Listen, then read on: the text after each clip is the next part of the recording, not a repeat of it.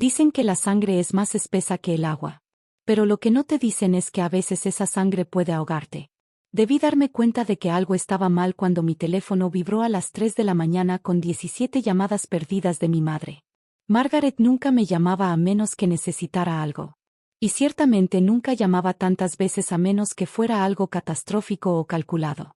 Sentada en mi pequeño departamento en el centro de Los Ángeles, entreabriendo los ojos ante el brillo fuerte de la pantalla, sentí ese nudo familiar formarse en mi estómago.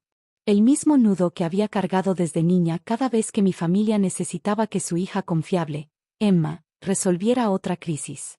Los mensajes de voz pintaban una escena de pura desesperación. Mi hermana Victoria estaba en insuficiencia renal, en diálisis de emergencia, en estado crítico. Las palabras se atropellaban unas a otras en la pánico perfectamente arreglado de mi madre, cada mensaje más dramático que el anterior. Para cuando ya estaba vestida y manejando hacia el centro médico Cedar Sinai, ya había reorganizado mentalmente toda mi vida alrededor de esa emergencia. Encontré a mi madre en la sala de espera del hospital, con pisos de mármol, abrazando su bolso de diseñador contra el pecho como si fuera una armadura. Incluso en crisis, Margaret parecía haber salido de una boutique de Beverly Hills. Sus ojos estaban enrojecidos, pero su maquillaje era impecable. Su cabello estaba arreglado de esa manera costosa que gritaba dinero y control. Se lanzó hacia mí en cuanto me vio acercarme, envolviéndome en un abrazo que se sentía más como una trampa que como consuelo. Gracias a Dios que estás aquí, susurró cerca de mi oído, lo suficientemente fuerte para que las demás familias cercanas escucharan. Victoria te necesita. Necesita a su hermana. Esas palabras dieron justo en el blanco que ella buscaba. Ese punto débil donde mi culpa y amor por mi familia se entrelazaban como espinas.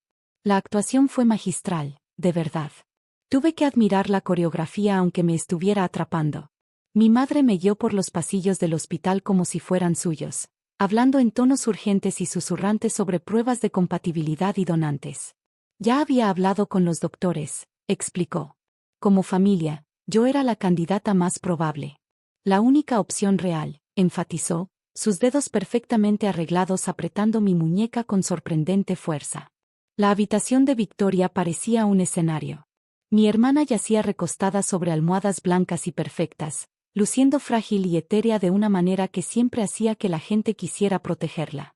Incluso conectada a máquinas, lograba verse hermosa, con su cabello dorado perfectamente desplegado alrededor de su rostro. Siempre había tenido ese don, hacer que hasta el sufrimiento pareciera elegante y fotogénico. Emma, susurró mientras me acercaba a su cama, extendiendo una mano que temblaba lo justo para romper el corazón. Sabía que vendrías. Les dije que nunca me abandonarías. Su voz tenía esa nota familiar de absoluta certeza, el mismo tono que usaba cuando éramos niñas y me convencía de asumir la culpa por jarrones rotos o galletas desaparecidas. El doctor apareció como salido de la nada, un hombre mayor, distinguido, con cabello entrecano, hablando con tono profesional sobre la urgencia del caso. Los trasplantes de donante vivo, explicó, ofrecen los mejores resultados. El tiempo es crítico.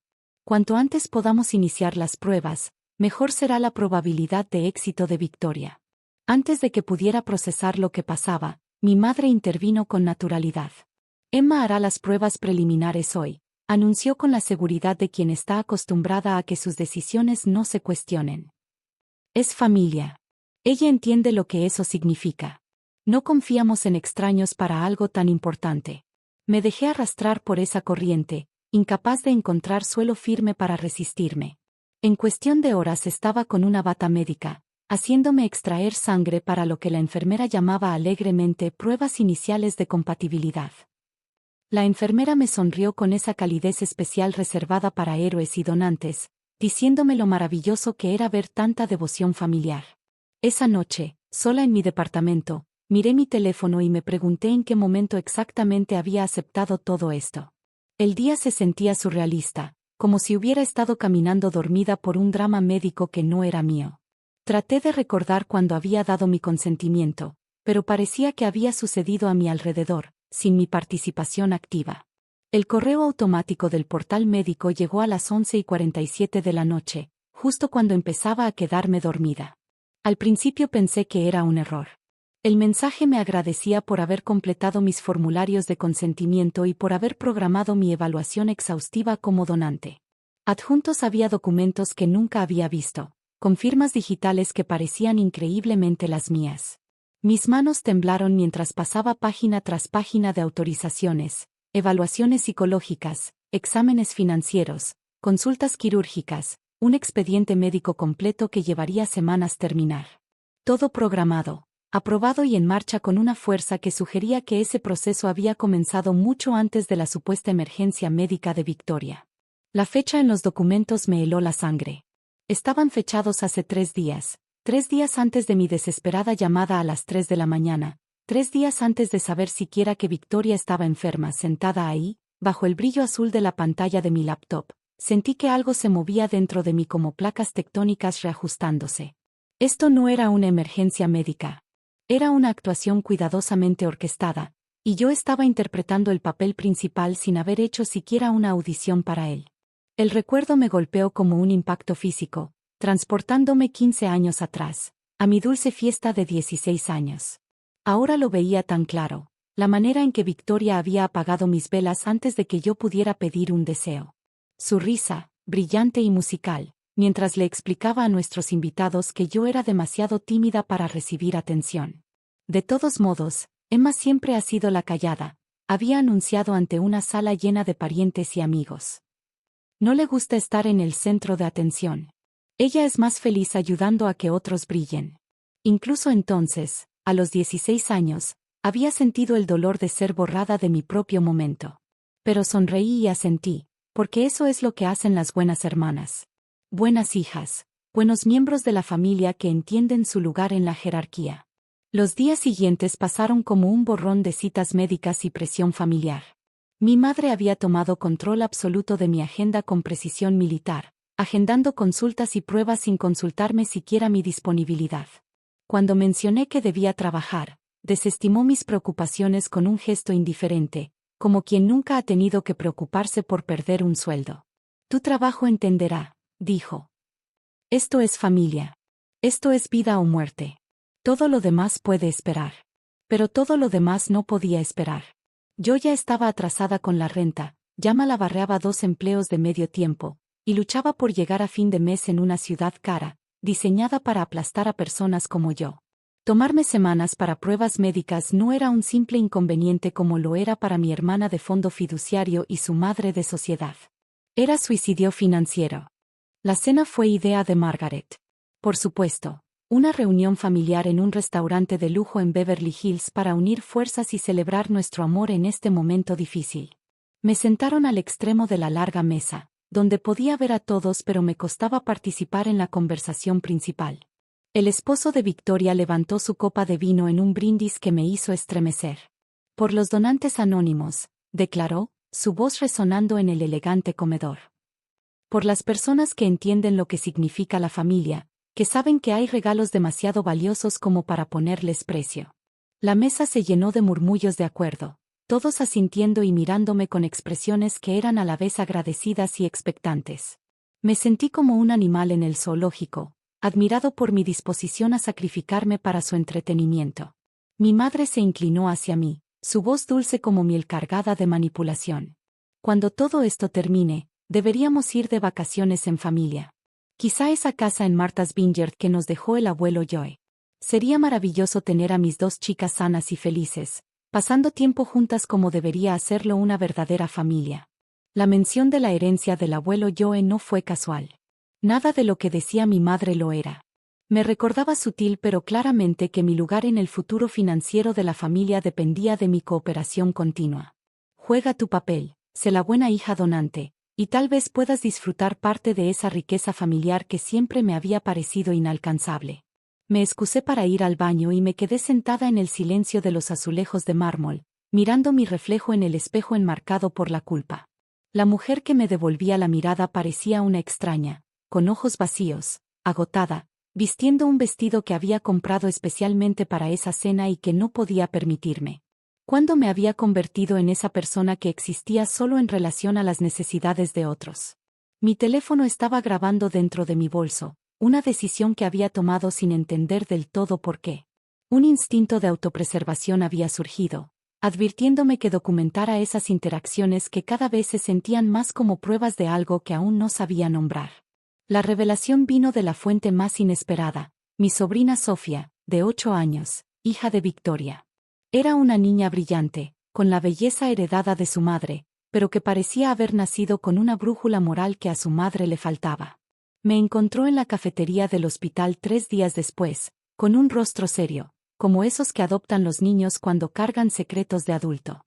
Tía Emma, dijo, deslizándose en la silla de plástico frente a mí. Necesito decirte algo importante. Sacó su iPad con la solemnidad de una fiscal presentando pruebas. El video que me mostró estaba tembloroso y breve, claramente filmado en secreto desde detrás de una puerta entreabierta, pero el audio era cristalino.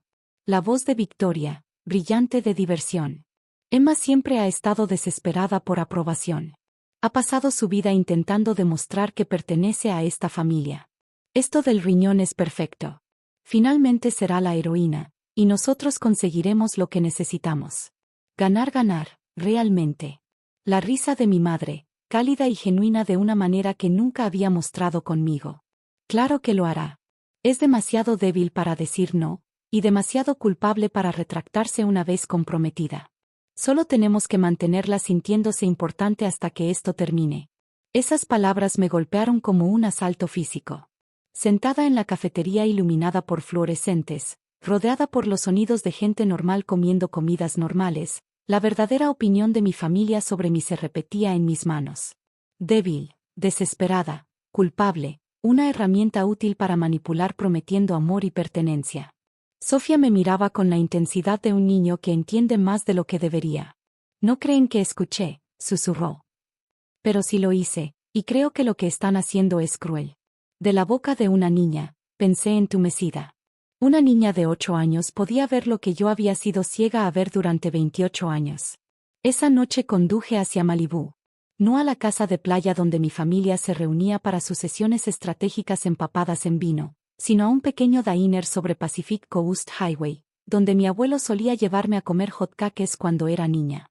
El abuelo Joe había sido el único familiar que alguna vez pareció verme como una persona completa, y no como un personaje secundario en la historia de otros. Lo llamé desde el estacionamiento, con las manos temblorosas al marcar su número.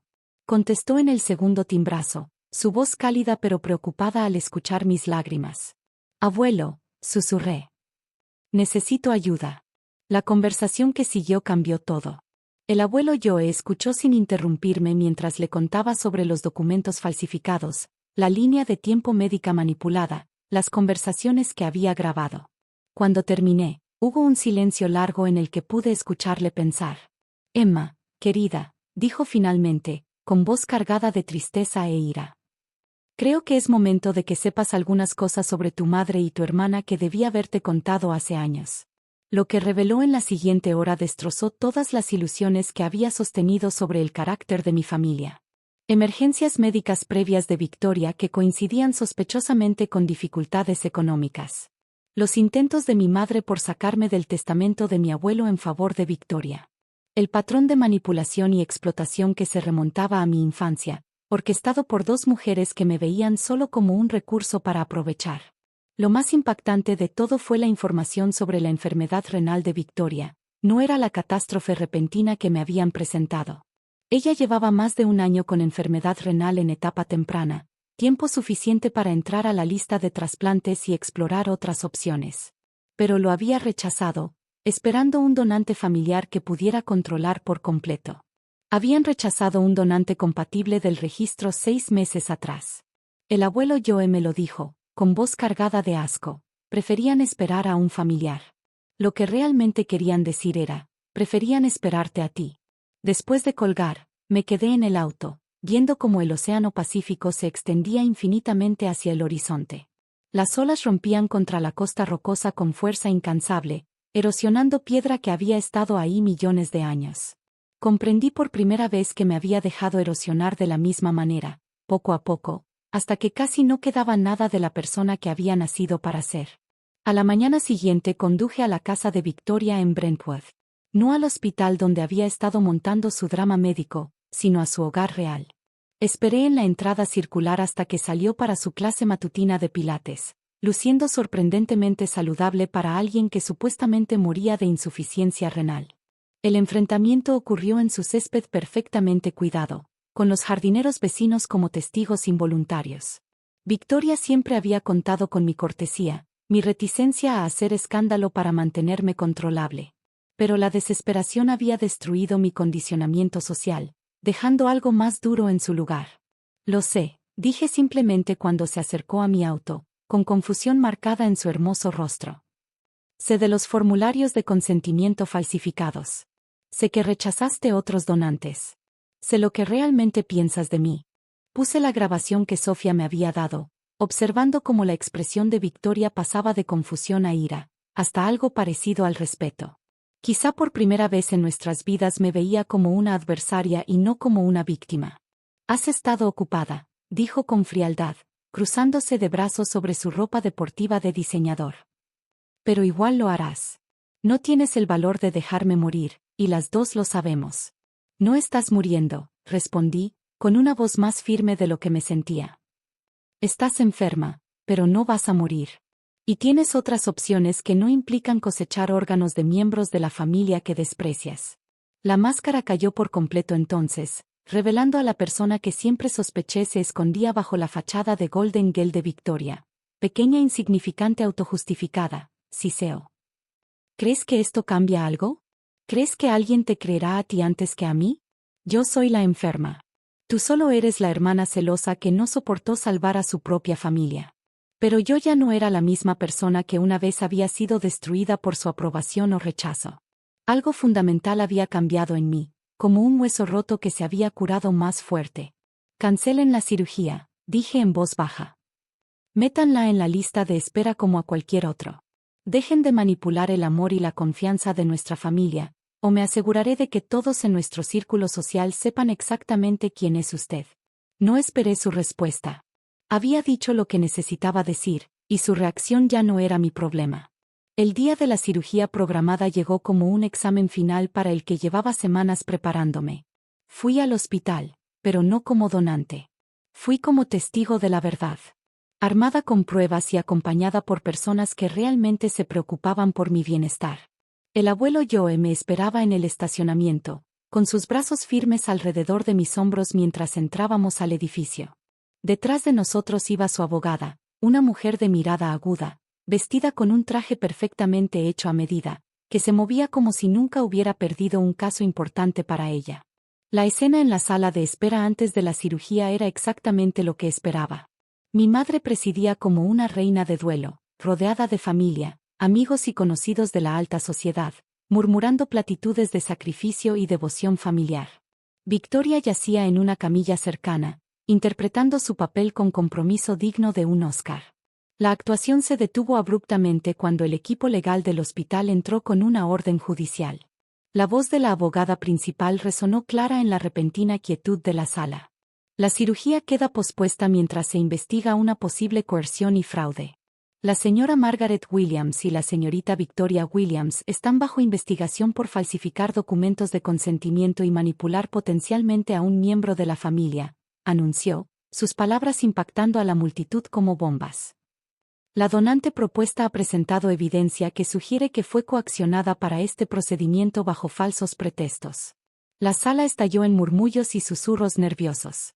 Observé el rostro de mi madre pasar de la rabia a la negación, luego a la calculadora frialdad, mientras intentaba retomar el control de una situación que ya se le había escapado por completo. Esto es ridículo, declaró. Emma aceptó esto.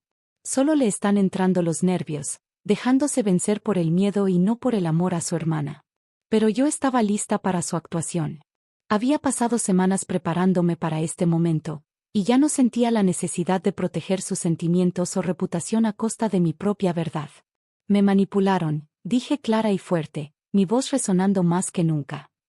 Falsificaron documentos con mi firma electrónica. Me dijeron que era una emergencia médica cuando Victoria llevaba más de un año enferma y había rechazado otras opciones de tratamiento.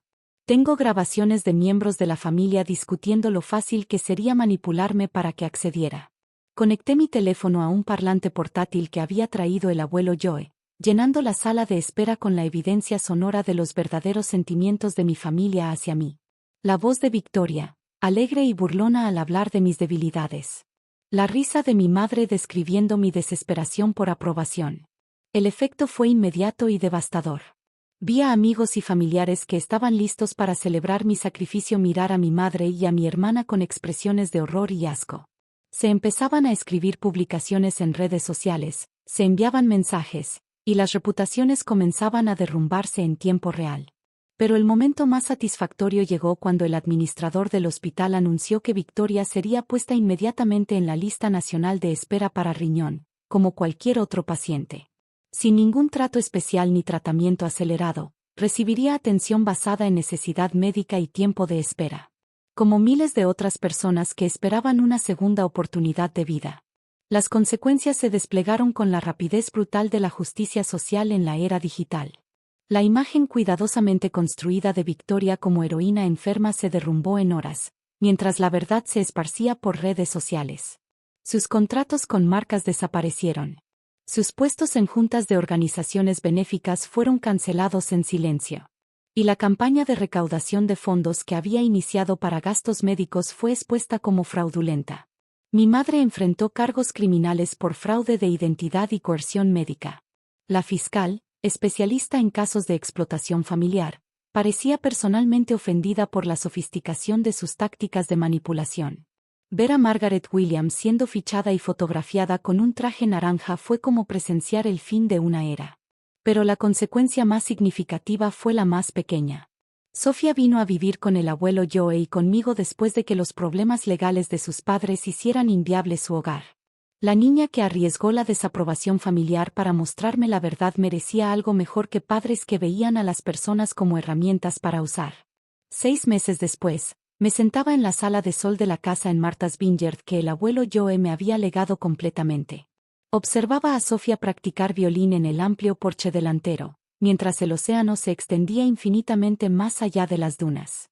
Por primera vez en mi vida adulta, sentí que podía respirar profundo sin pedir permiso. La notificación en mi teléfono venía de una app de noticias, un artículo en el Boston Globe sobre casos de fraude médico en Massachusetts. Victoria había sido sentenciada a 2 años de libertad condicional y servicio comunitario, manteniendo su inocencia y acusándome de destruir a la familia con mi egoísmo. Leí el titular una vez y luego borré la notificación. Su drama ya no era mi historia ni mi problema por resolver. Había pasado 28 años siendo el personaje secundario en las historias de otros, y finalmente estaba lista para escribir la mía. Sofía levantó la vista de su violín y me saludó desde la ventana, su rostro iluminado con la alegría sencilla que los niños merecen sentir en su propio hogar. Esto era lo que en realidad significaba familia, me di cuenta. No la actuación de lealtad y sacrificio que me habían enseñado a dar, sino la presencia tranquila y constante de personas que te ven completo y valioso tal como eres. La casa de playa se llenaba de luz vespertina, pintando todo de dorado y calidez. Apagué mi teléfono y lo dejé en otra habitación, un pequeño acto de rebeldía que seguía sintiéndose revolucionario. Por primera vez en mi vida, no esperaba que la emergencia de alguien más definiera mis prioridades ni que la aprobación de alguien más validara mis decisiones. Mientras el sol se ponía sobre el Atlántico, entendí finalmente lo que el abuelo Joe había intentado enseñarme en esos desayunos de hotcakes en Malibú. El amor no es algo que se gana con sacrificio y sufrimiento. El amor verdadero no requiere que te hagas más pequeño para que otro se sienta más grande. La familia no es solo quienes comparten tu ADN. Es quienes te ayudan a ser la versión más plena y verdadera de ti mismo. Había pasado la mayor parte de mi vida creyendo que no era suficiente, que no era lo bastante bonita, exitosa o digna para merecer amor incondicional. Pero sentada en esa sala de sol, escuchando la música de Sofía flotar por el aire salado, comprendí que me había estado haciendo la pregunta equivocada. La pregunta nunca fue si yo era suficiente para mi familia. La pregunta era si ellos eran suficientes para mí. Y finalmente, bellamente, supe la respuesta.